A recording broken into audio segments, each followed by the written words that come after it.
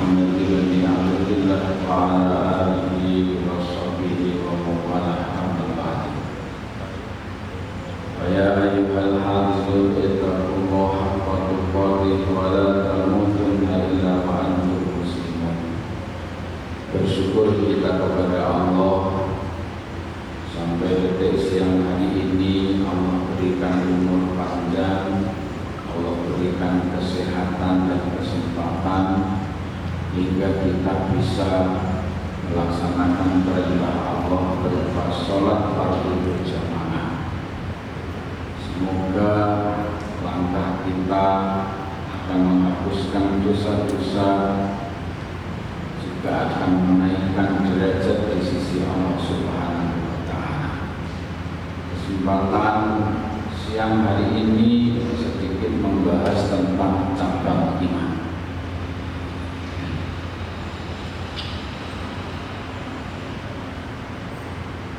yaitu wasyubah atas yang wassalasun al-ihtiraz anil malil haram riba wa nabi, bahwa sebagai bentuk kesempurnaan iman orang harus mengantisipasi diri dari harta-harta yang haram. Orang beriman itu bukan orang yang ceroboh, bukan orang yang sembarangan. Ketika dia memperoleh, maka dia pastikan bahwa yang diperoleh itu adalah halal. Jangan sampai mendapatkan hasil tetapi dari hasil yang haram. Contohnya seperti apa? Seperti praktek riba.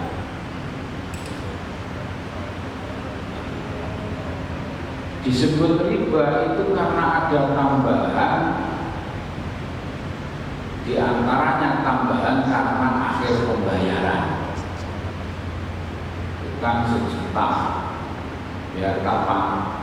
Bulan depan naik 1.100.000, riba. Ini beda dengan murabahah. Murabahah itu jual beli.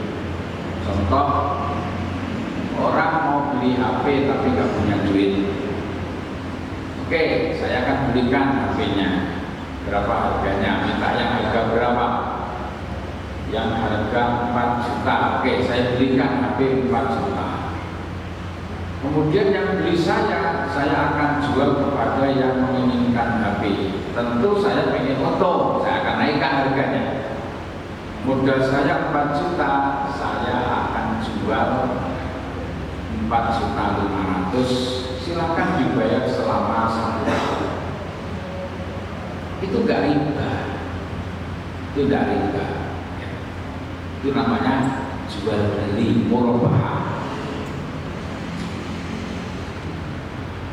Praktek-praktek yang lain seperti korupsi, jelas itu harta yang haram. Hasil menipu, hasil judi, hasil jualan ekstasi, hasil jualan macam-macam lah hari ini yang haram-haram. Hasil judi, apakah judi secara offline maupun online, kecil-kecilan atau besar-besaran, yang namanya haram kecil pun tetap haram. Karena itu fayajibu ayatul kasbal halal. Orang wajib mencari penghasilan yang halal. Banyak kok jalan untuk halal itu banyak. Pertanian, peternakan, perkebunan, perdagangan, bahkan skill-skill yang lain, jasa pengelasan, jasa membuatkan dekorasi, banyak keterampilan-keterampilan yang itu bisa menghasilkan rezeki yang halal. Terus menurut sebagian orang yang ahli dalam disiplin ilmu, orang tidak mau cari penghasilan alias nggak kerja itu ada 3 motif. Motif pertama, malas. Kenapa kamu nggak kerja? Malas. Lah orang malas siapa yang mau ngajak kerja? Melihatnya udah sedih. Malas. Di mana-mana orang kalau malas pasti susah cari kerja. Kenapa? Yang mau ngajak nggak mau mulai kok. Ya cuma gitu-gitu saja, lumrah-lumrah ya. Sebentar megang HP. Yang ngajak nggak mau, malas. Dua, modusnya takwa. Aku ini kalau kerja nggak sempat jamaah ke masjid misalnya, nggak sempat saya nanti tahajud. Alasan itu. Dan yang ketiga, alasan tidak kerja itu takut celah atau gengsi. Dan masing-masing memiliki dampak negatif. Yang nggak kerja karena malas, yang nggak kerja alasan takwa, yang nggak kerja alasannya adalah gengsi. Apa dampak negatifnya?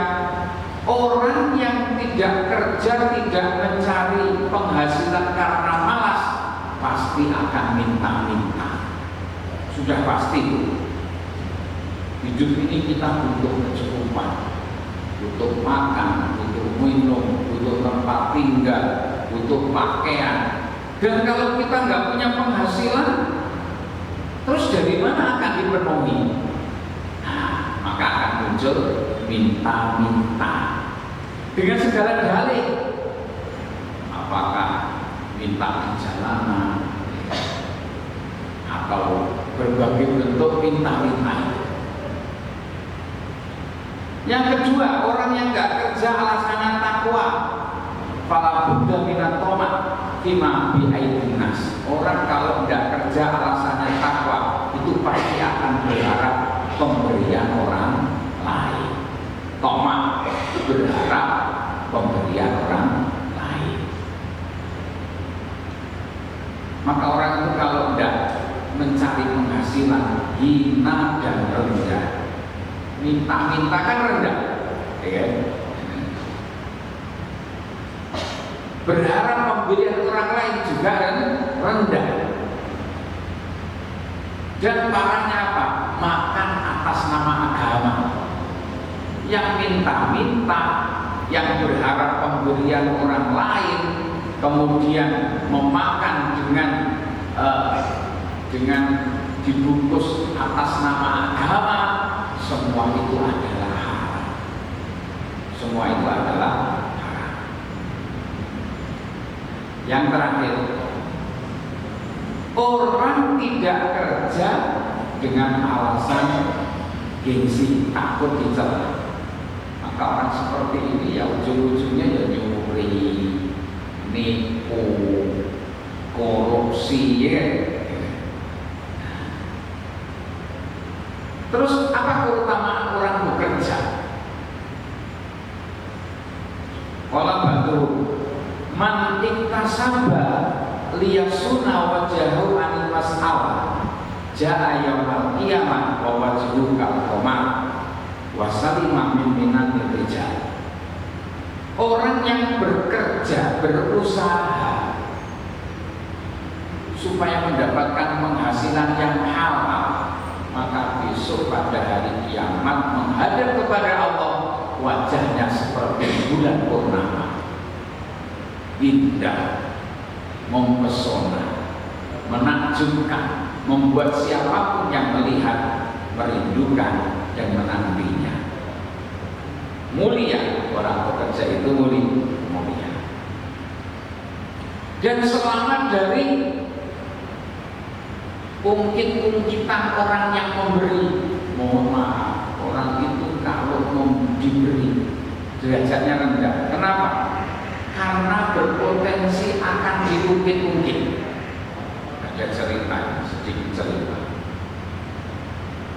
Ada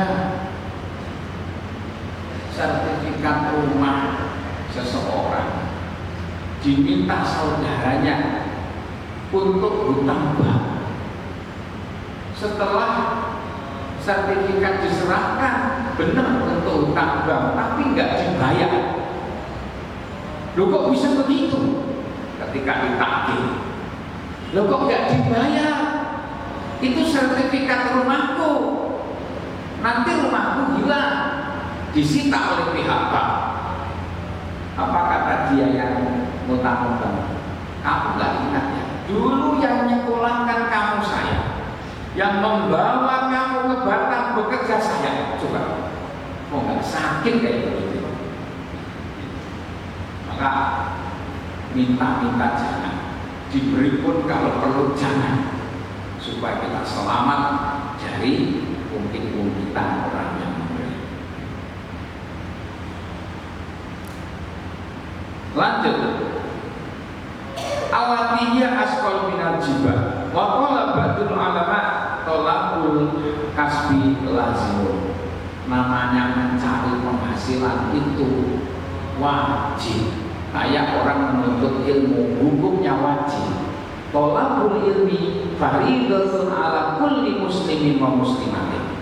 Menuntut ilmu adalah fardhu ain, maka mencari penghasilan adalah fardu.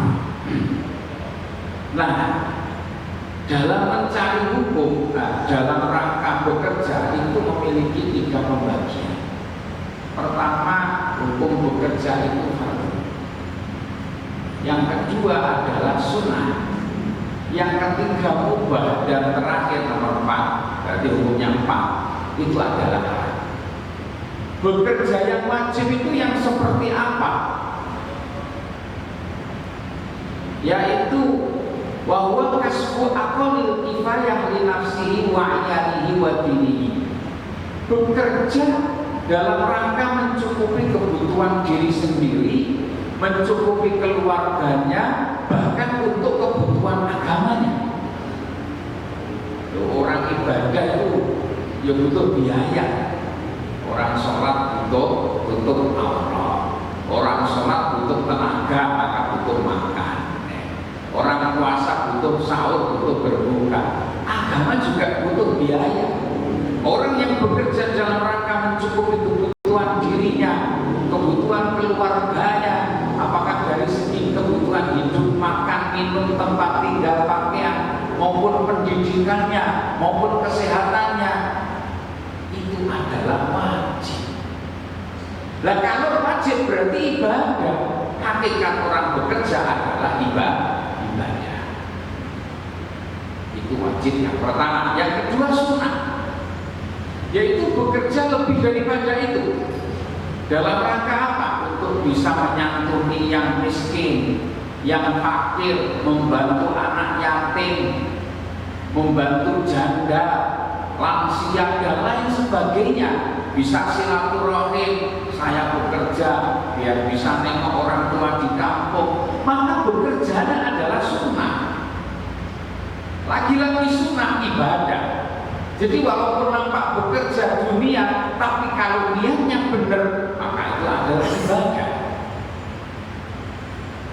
Yang ketiga, bekerja yang mubah. Bekerja yang seperti apa? Bekerja yang lebih dari tadi. Tujuannya apa? Untuk bisa bersenang-senang.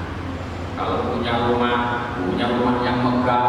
Kalau punya mobil yang mewah. Kalau punya baju yang tua. Itu mubah. Mubah itu kalau dikerjakan tidak dapat pahala, ditinggalkan juga tidak dapat apa-apa. Dan terakhir adalah haram. Bekerja yang haram itu apa? Bekerja dalam rangka untuk sombong-sombongan, untuk pamer-pameran. Ini loh, aku tengok gemerlap, mobil itu saja berlapis emas, berlapis permata, intan berlian. Oh, berarti kamu bekerja dalam rangka untuk sombongan, maka hukumnya adalah haram.